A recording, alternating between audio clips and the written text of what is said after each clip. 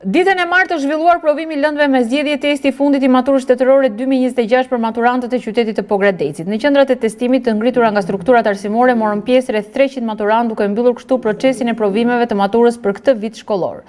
Provimi nisi në orën 10 dhe zgjati 2 orë 30 minuta sipas kalendarit të përcaktuar nga Ministria e Arsimit dhe Sportit. Procesi u administrua nga stafet e organizuara për monitorimin dhe mbarvajtjen e testimit, duke garantuar respektimin e të gjitha rregullave dhe standardeve të kërkuara.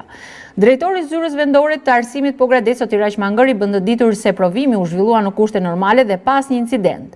Procesi i provimit të lëndëve me zgjedhje u zhvillua me korrektësi dhe në përputhje me të gjitha procedurat e përcaktuara.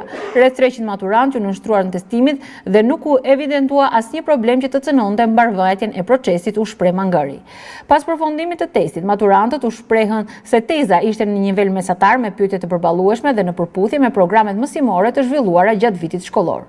Provimi lëndëve me zgjedhje konsiderohet një nga testet më të rëndësishme të maturës shtetërore, pasi rezultatet e saj ndikojnë në përllogëritjen e pikëve për pranimin në institucionet e arsimit të lartë. Në përfundimin e këtij provimi mbyllet zyrtarisht cikli provimeve të maturës shtetërore 2026 për maturantët e Pogradecit, të cilët tashmë presin publikimin e rezultateve dhe nisjen e procedurave të aplikimit në universitete.